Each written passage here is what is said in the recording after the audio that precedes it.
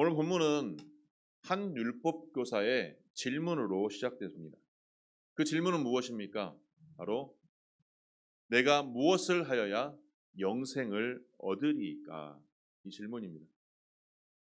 헬라어 원문을 보면 율법 교사는 단순하게 율법 연구자가 아니라 율법을 해석하고 그 적용을 삶에서 잘 살아갈 수 있도록 전문적으로 이를 담당하는 자를 가리킨다고 하고 있습니다.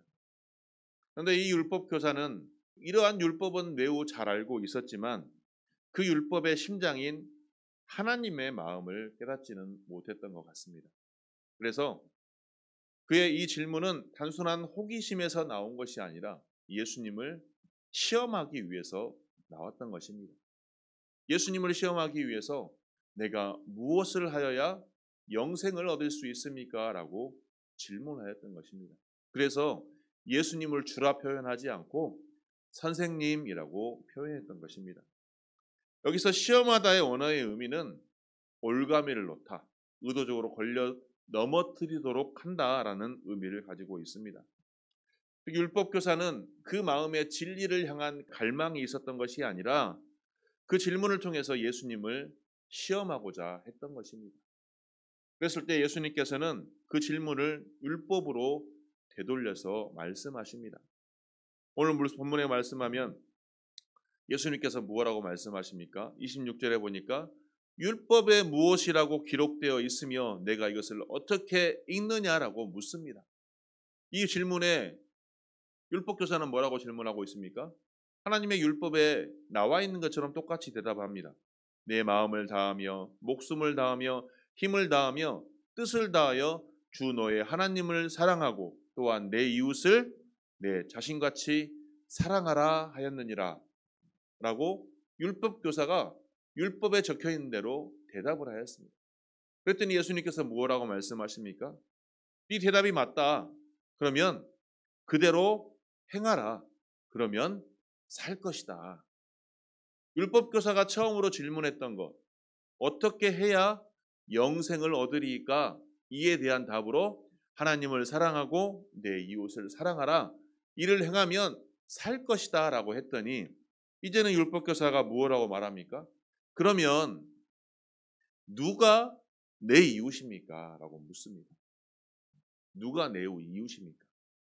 이 질문의 의도는 내 이웃의 범위를 최소화시키려는 그러한 의도가 있는 것입니다. 이에 예수님께서는 이제 사마리아의 비유를 통해서 말씀하고 있습니다. 자, 사마리아의 비유에 대해서 말씀을 드리자면 사마리아의 비유에 해당되는 시대적 배경은 예루살렘에서 여리고로 내려가는 길이었습니다. 근데 그 길은 매우 험하고 산악지대에 있으며 거리도 27km나 되는 거리입니다. 그렇기 때문에 협곡이 많고 험악한 산악지대이기 때문에 강도가 자주 출몰하는 곳이었습니다. 그래서 이 길을 악명 높은 피의 길이라고 불리었다고 합니다. 그래서 이 길을 혼자 여행한다는 것은 매우 위험했습니다. 강도들은 주로 그곳을 지나가는 행인의 옷을 벗기고 귀중품을 뺏어가고 심하게 구타하여서 죽을 지경에까지 이르게 하는 것입니다. 오늘 말씀해 보면 예수님께서는 이 강도를 만난 사람이 어떠한 사람인지, 왜 이 길을 걷게 됐는지에 대해서는 말씀하지 않습니다.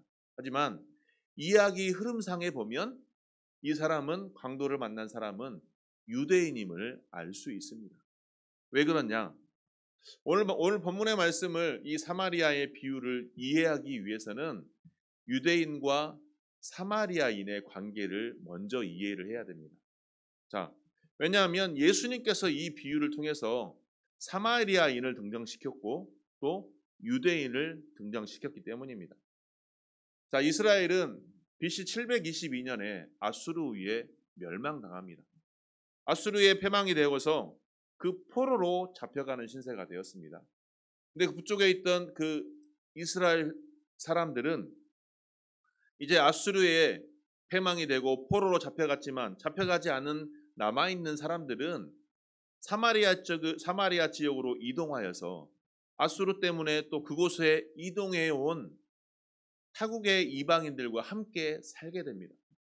그로 인해서 그들과 함께 살면서 그들과 함께 결혼하며 살게 되면서 그들 이방인들과 이스라엘 사람들과 혼합이 되어서 태어난 아이들이 혼혈아로 남게 되는 것이었습니다. 그런데 유대인들은 다른 이방인들과 섞이는 것을 매우 금기하였던 것입니다. 그래서 유대인들은 이 사마리아 지역에 살고 있는 사람들을 사마리아인이라고 부르면서 그들을 천시하고 괄시하였던 것입니다. 혼혈하고 부르면서 그들을 굉장히 하층민 취급을 했던 것입니다. 이러한 상황 속에서 강도를 만나 죽을 지경에 있었던 그 사람을 보았던 제사장과 레위인은 어땠습니까? 그를 본체만체하고 지나갔습니다. 그가 같은 동족인 유대인이었음에도 불구하고 제사장과 레위인은 그를 돌보지 않고 지나갔던 것입니다. 사실 제사장과 레위인은 제사만 집례하는 것이 아니라 하나님의 말씀도 가르치는 사람이었습니다. 자, 오늘 본문의 말씀에 보면 27절에서 율법교사가 말한 것처럼 내 마음을 다하여 내 뜻을 다하여 목숨을 다하여 힘을 다하여 하나님을 사랑하고 내 이웃을 사랑하라. 이 말씀을 제사장과 레위인은 알고 있었을까요? 모르고 있었을까요? 당연히 알고 있었을 것입니다.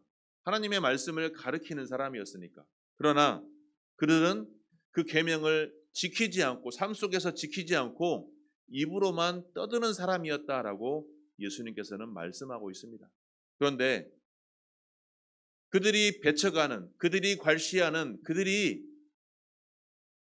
하층민 취급하는 사마리아인은 제사장과 레위인의 행동과는 전혀 다른 반응과 행동을 하는 것입니다.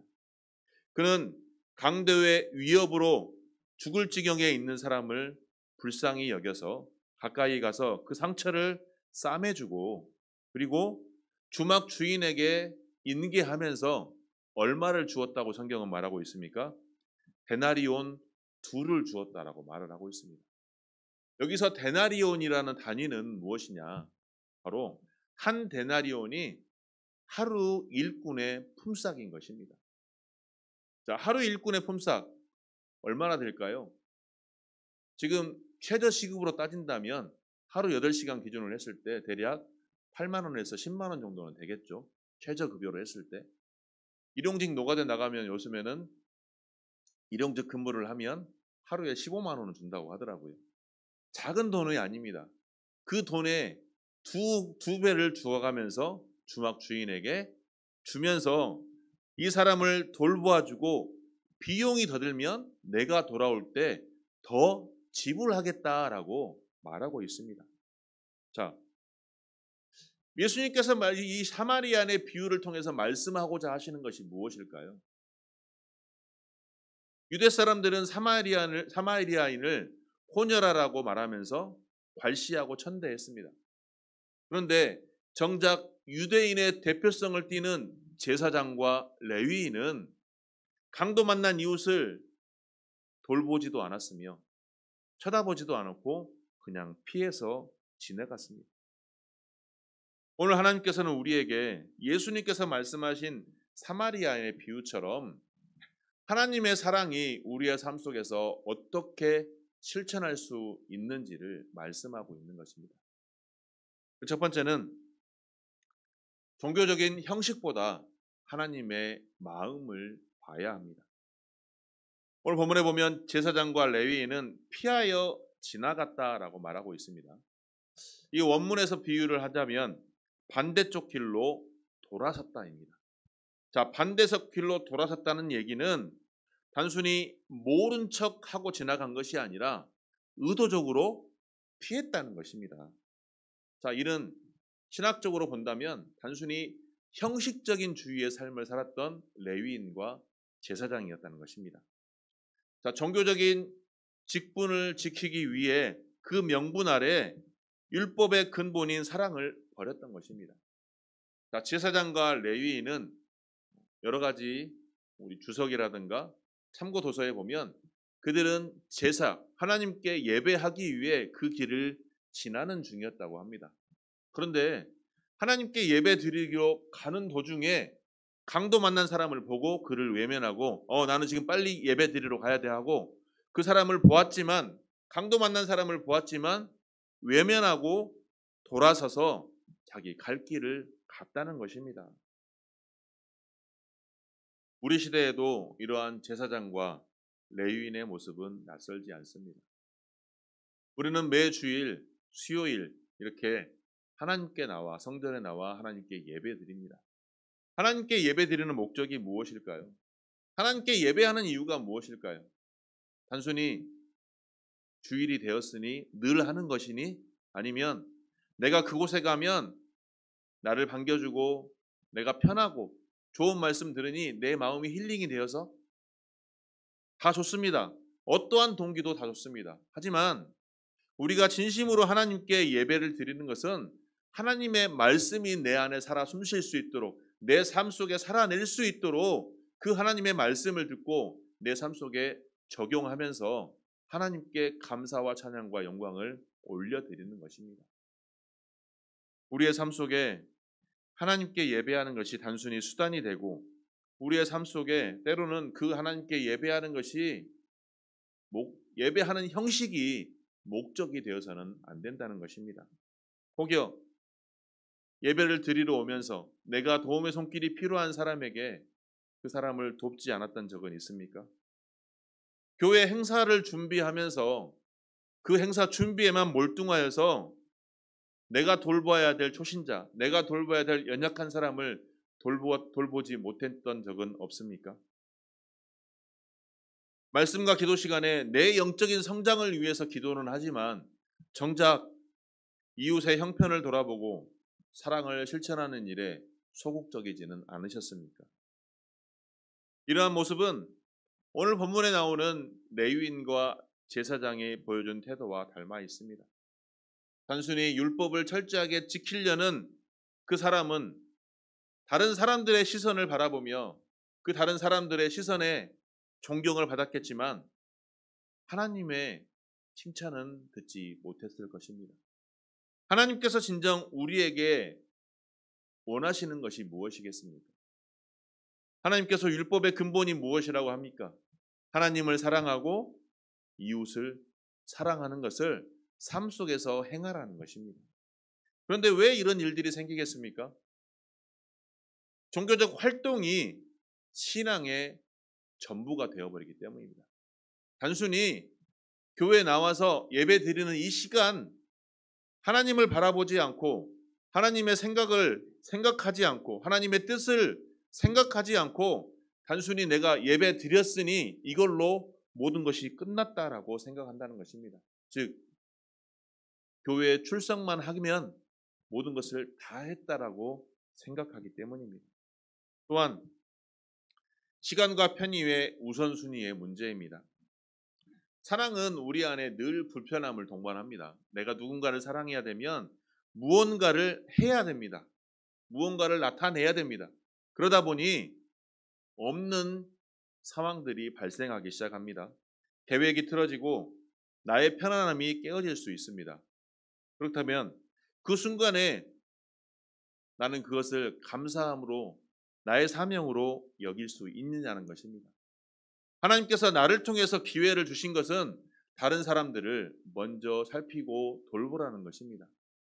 말씀을 통해서 내가 하나님의 말씀으로 깨달았으니 이 사랑을, 하나님의 사랑을, 내가 받은 사랑을 베풀라는 것입니다.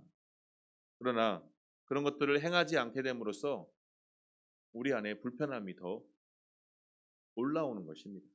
그리고 사람보다는 사역이 앞서기 때문입니다.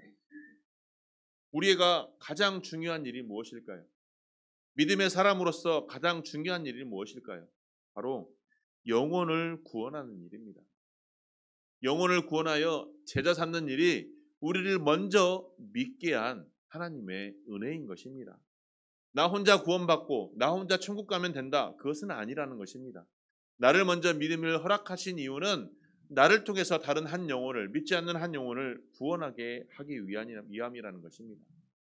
그렇기 때문에 사랑하는 성도 여러분, 오늘부터 나의 신앙생활의 우선순위를 재정립해 보시기 바랍니다. 내가 사랑을 실천할 수 있는 그 우선순위를 재정립해 보시기 바랍니다. 나의 삶 속에 하나님께 드리는 예배 정말 중요합니다. 예배자로 살아가는 것 정말 중요합니다. 하지만 나 혼자 예배자로 살아가는 것보다 함께 믿지 않는 사람들, 내 돌봄이 필요한 사람들이 함께 예배자로 살아갈 수 있도록 그를 살피고 돌볼 수 있는 우리의 삶이 되시기를 주님의 이름으로 축복합니다. 나의 사역 속에서, 나의 삶 속에서 교회에서 행하는 모든 사역들이 한 영혼을 돌보기 위함이라는 사실을 우리가 꼭 기억해야 합니다. 하나님께서 가장 중요하게 여기시는 것은 무엇이겠습니까?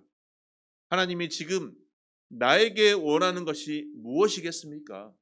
그것은 바로 호세아 6장 6절의 말씀처럼 예배보다 제사보다 하나님께서는 긍휼을 원하신다는 것입니다. 즉 하나님의 사랑이 실천되며 나를 통해 흘러가기를 원하신다는 사실입니다. 결국 참된 예배는 사랑의 행동을 통해 완성된다는 사실을 우리가 기억해야 하겠습니다. 나의 삶의 가장 중요한 우선순위를 재정립하여서 하나님을 사랑한다는 표현을 이웃 사랑을 실천하는 저와 여러분이 되시기를 주님의 이름으로 축복합니다. 두 번째로는 경계를 넘어서는 사랑을 실천해야 합니다. 자, 33절 말씀에 보니까 사마리아인이 불쌍히 여겨라고 했습니다.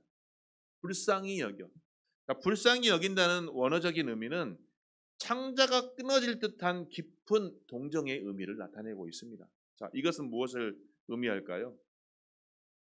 단순히 그냥 불쌍하다가 아니라 나의 온 마음을 다하여, 나의 온 힘을 다하여 그를 사랑할 수 있는 그 마음을 얘기하는 것입니다. 사마리아인의 사랑은 단순한 동정심이 아닌 하나님의 성품을 반영하는 아가페적 사랑이었던 것입니다. 자, 이는 좀 전에 서두에서 말씀을 드렸던 것처럼 유대인과 사마리아의 사이의 깊은 갈등, 그조차를 초월하는 행동이라는 것입니다. 북이스라엘이 멸망한 후에 유대인들과 사마리아인 사이에 갈등이 일었지만 그것마저도 초월한 하나님의 사랑이 있어야 한다는 것입니다. 자, 우리 시대에도 사마리아인들이 얼마나 많습니까? 나와 정치적인 색깔이 다른 사람들이 많이 있습니다. 다른 사회적 가치를 가진 이웃들이 있습니다. 그들을 배격하시겠습니까? 나와 생각이 다르다고, 나와 정치적 색깔이 다르다고 그 사람이 틀리다고 배격하시겠습니까? 또 부유층과 저소득층, 직업과 학력에 따른 차별이 있을 수 있습니다. 나와 직업이 다르다고, 나와 학력이 다르다고 차별하시겠습니까? 가장 중요한 감정적인 경계를 가진 사람들도 있습니다. 나에게 상처를 준 사람, 나와 관계가 끊어진 사람, 이런 사람들이 있죠. 내가 저 사람만 없으면 내가 정말 교회 생활 열심히 할 텐데, 그렇게 감정적으로 나서는 사람들이 있습니다. 그런데 사랑은 이러한 경계를 허무는 행위인 것입니다. 본질적으로 불편하고 위험한 상황 속에서도 이러한 감정의 경계를 온전히 허물어 버리고 하나님께서 원하시는 하나님의 시선으로 나아가야 하는 것입니다. 그런데 이러한 경계를 넘기기가 왜 어려울까요? 첫 번째가 편견과 선입견 때문입니다. 우리가 일상의 삶을 살아가면서 우리 안에 있는 편견과 선입견 때문에 세상의 기준들이 자연스레 흘러 들어왔기 때문에 이러한 경계를 허물기 어렵다는 것입니다. 어떠한 교회에서 이런 일이 있었다고 합니다. 농촌에 있는 교회였는데 수요 예배 시간을 놓고 당회가 열렸다고 합니다. 농번기 시절이라 7시 30분에 예배를 드리면 너무 빠르니 8시에 예배를 드립시다. 그런데 한쪽에서는 아니다. 8시에 예배를 드리면 끝나고 돌아갈 때 너무 늦어서 캄캄해서 위험하다. 너무 늦다. 그래서 7시 30분에 예배를 드리자는 편과 8시에 예배를 드리자는 그 두 파가 생겨났다고 합니다. 너무나도 논쟁이 뜨거워지자 양쪽에서 담임 목사님께 여쭙다고 합니다. 담임 목사님께 결론을 내어달라고 여쭈었습니다. 이때 담임 목사님께서는 양측의 의견이 하나도 틀리지 않으니 조금씩 양보하여서 7시 45분에 드리면 어떻겠느냐라고 했다고 합니다. 그랬더니 이것이 수락이 되어서 7시 45분에 수요 예배를 드리기 시작했다고 합니다. 어떻습니까? 나의 생각과 나의 사상이 내 편견과 선입관이 되어서 다른 사람의 소리는 들리지 않는 것입니다. 다른 사람의 마음은 보여지질 않는 것입니다. 우리의 행함을 통해서, 우리의 언행을 통해서 하나님께서 무엇을 기뻐하시겠는가를 기준을 삼아 살아야 하지만 그것이 아니라 내 편견과 선입관으로 우리의 경계가 무너지지 않는 것입니다. 둘째로 나와 다름을 틀림으로 생각한다는 것입니다. 각자의 가치관과 각자의 생각과 각자의 삶이 있기 때문에 다를 수 있습니다. 하지만 다름이 결코 틀림은 아닙니다. 우리나라 사람들은 어떻습니까?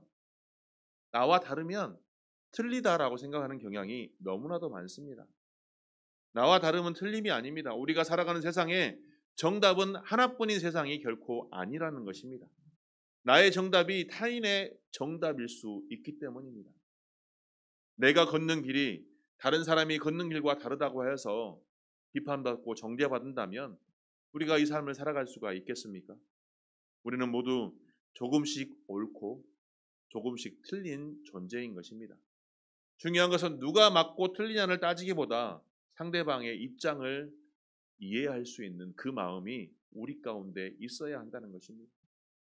그리고 그러할 때 경계를 허물 수 있는 것입니다.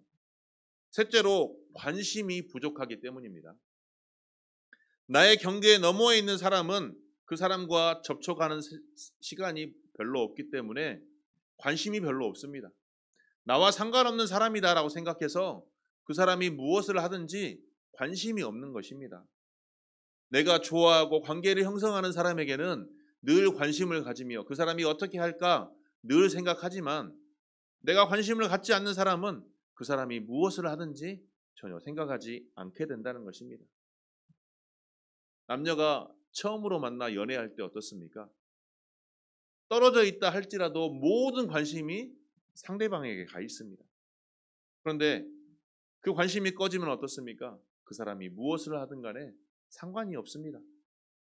하나님께서는 세상의 모든 사람을 너무나도 사랑하셔서 우리를 구원하시기 위해 예수 그리스도를 보내주셨습니다. 이처럼 우리를 관심을 가지고 사랑하고 계십니다. 그렇다면 내가 받은 그 사랑을 나도 전해야 되지 않겠습니까? 내가 받은 사랑을 다른 믿지 않는 사람들에게, 다른 불쌍한 영혼들에게 관심을 가지고 나아가야 하는 것입니다. 그러할 때 경계가 무너지는 것입니다. 편견과 선입관을 버리기 위해 그 경계를 허물어야 하는 것입니다. 많은 사람들과 관계를 형성하며 그 사람에 대한 편견을 없애는 것입니다. 선입관을 없애는 것입니다. 우리 교회 안에서부터 이러한 편견과 선입관을 없애는 훈련을 해야 합니다. 정치적 이념이 다르다고 하여 선을 긋는 행위, 나의 이야기를 들어주지 않는다고 해서 선을 긋는 행위, 이러한 것들을 온전히 없애고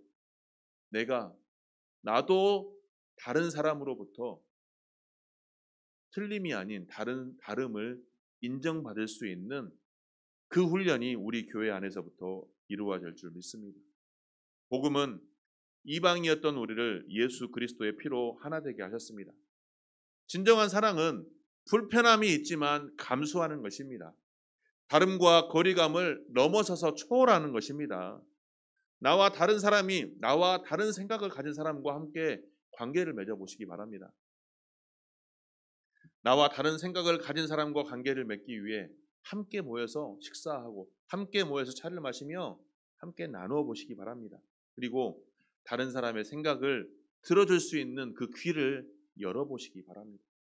그러할 때 우리 안에 경계가 무너지고 예수 그리스도의 사랑이 나타날 줄 믿습니다. 세 번째로는 비용을 지불하는 사랑의 행함이 있어야 합니다. 자, 사마리아는 기름과 포도주를 사용해서 상처를 치유했다고 말하고 있습니다. 당시에 기름과 포도주는 여행하는 사람에게 굉장한 필수품입니다. 이는 자신의 안전을 위해 쓰는 비상약과 같은 것입니다. 그런데 그 비상약을 타인을 위해서 기꺼이 내어주었습니다. 또 35절에 보니까 비용이 더 들면 내가 돌아올 때 갚겠다. 추가로 더 소비를 하겠다라고 말하고 있습니다. 자, 미래의 불확실한 비용까지도 내가 책임을 지겠다라고 이 사마리아인은 말하고 있는 것입니다. 자, 이는 예수 그리스도의 십자가 사랑을 우리에게 예표하고 있습니다. 구원은 값없이 주어졌지만 사실 그것은 매우 귀한 하나님의 아들의 생명까지 내어주신 결과인 것입니다. 이처럼 하나님의 사랑, 그 사랑을 표현하기 위해서는 비용이 지불이 되어야 합니다. 시간이 필요합니다. 바쁜 일정 속에서도 그 사람을 돌보기 위해서 나에게 없던 시간을 쪼개서 내어야 합니다. 계획에 없던 봉사와 돌봄의 시간을 위해서 나의 일정을 재조정해야 됩니다. 또 물질적인 비용이 들어갑니다.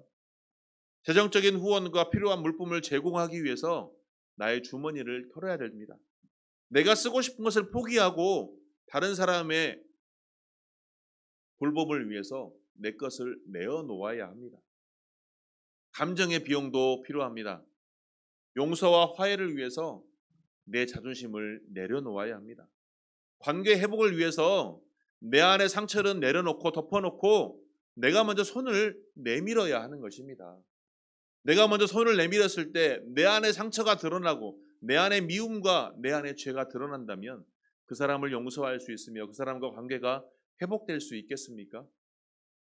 아닙니다. 시간을 들여야 하며 물질을 들여야 하며 나의 감정을 들여야 합니다. 그러할 때 그것을 통해서 한 영혼이 회복될 수 있는 것입니다. 그런데 우리는 왜 이와 같은 비용 지불을 꺼리겠습니까? 첫 번째로 내 안의 자원이 부족하다라고 두려워하기 때문입니다. 내가 줄 만큼 여유가 없다라고 생각하기 때문입니다. 그 생각이 우리를 뭉습니다. 우리의 행동을, 우리의 삶을 묶어버립니다. 내게 주어진 물질은 하나님께서 이웃을 사랑하기 위해서, 하나님의 구원의 역사가 나타나기 위해서, 하나님의 사역을 위해서 우리에게 잠시 맡겨둔 것입니다. 내 것이 내 것만이 아닌 오직 하나님의 나라를 위해 사용되기 위한 물질임을 우리가 기억해야 합니다. 그러할 때 내가 돌보아야 할 사람을 위해 물질을 사용하고 비용을 사용하고 시간을 사용하고 감정을 사용하는 일이 전혀 아깝지 않은 것입니다. 두 번째로 우선순위의 문제입니다. 비용 지불을 꺼리는 이유 중에 하나가 우선순위의 문제. 내가 해야 될 것, 내 계획과 내 욕구, 이것이 먼저가 되기 때문에 다른 사람을 돌보는 것이 뒤로 처지는 것입니다. 사랑이 그 다음으로 밀리는 것입니다. 하나님을 사랑하고 이웃을 사랑하는 게 율법의 핵심이라고 말했지만 내가 먼저 살아가는 것이 내가 먼저가 되기 때문에 이웃 사랑이 뒤로 밀리는 것입니다. 하나님께서 우리에게 말씀하십니다. 하나님을 사랑하시듯 내 이웃을 사랑하라. 이것이 우리의 삶의 우선순위가 되기를 소망합니다. 세 번째로 우리 안에 가장 큰 것입니다. 보상 기대 때문입니다. 내가 사랑을 베푼 만큼 혹시 나에게 돌아오지 않게 될까? 그래서 처음부터 하지 않으려고 합니다. 내가 이만큼 줬는데 저 사람은 내가 이만큼 준 것에 단 하나라도 나한테 줘야 될 거 아니냐. 이 마음이 있기 때문에 처음부터 아예 하려고 하지 않는 것입니다. 또 주고 나서 내가 상처받습니다. 왜? 돌아오지 않기 때문에. 내가 준 거에 대해서 요만큼이라도 돌아오지 않기 때문에 상처받기 때문에 내가 상처받지 않으려고 아예 처음부터 이러한 비용을 지불하려 하지 않는 것입니다. 그래서 우리의 사랑은 늘 말뿐인 사랑에 그치고 마는 것입니다. 하나님을 사랑하듯 내 이웃을 내 몸과 같이 사랑하라 말씀하셨습니다. 내가 그 삶을 살아가겠습니다라고 기도하고 외치고 선포하지만 정작 우리의 삶에서는 피곤하고 불편하고 힘들기 때문에 이러한 비용을 지불하려 하지 않는 것입니다. 그렇다면 오늘 나의 삶 속에서 이러한 비용을 지불하기 위해서 어떠한 나의 삶을 포기하시겠습니까? 어떠한 사랑을 행하시겠습니까? 내가 하나님을 정말 사랑합니다라고 선포하면서 내가 하나님을 너무나도 사랑합니다라고 고백하면서 정작 내가 돌봐야 될 이웃과 내가 돌봐야 될 성도와 내가 돌봐야 될 가족에게 나는 얼만큼 헌신하고 있습니까? 얼만큼 내 것을 포기하며 주고 있습니까? 내 일정과 내 예상 속에서 그러한 사랑의 자리는 얼만큼 차 있습니까? 오늘 내가 지불해야 될 사랑의 비용은 얼마입니까? 어떤 한 청년이 늦은 밤 지하철역에서 쓰러진 노인을 발견했습니다. 대부분의 사람들은 오늘 사마리아의 비유처럼 피해갔지만 어떤 한 청년은 119를 부르고 끝까지 그 노인을 지켰습니다. 나중에 뉴스화가 되어서 인터뷰를 할 때 그는 이렇게 말했다고 합니다. 그분이 내 아버지였다면 누군가 그렇게 해주기를 바랬을 것입니다. 이것이 바로 선한 사마리아인의 마음입니다. 예수님께서는 오늘 본문을 마지막으로 결론을 지으면서 말씀하십니다. 가서 너도 이와 같이 하라. 오늘 우리의 길 위에 강도 만난 이웃들이 많습니다. 가정에서, 교회에서, 삶의 자리에서, 일터에서, 또 온라인에서 많은 사람들이 그들을 외면할지라도 오늘 우리는 사마리아의 비유에서 나오는 사마리아인처럼 먼저 손을 내밀고 다가갈 수 있는 우리가 되기를 소망합니다. 그들을 외면할지 그들에게 다가갈지는 우리의 선택입니다.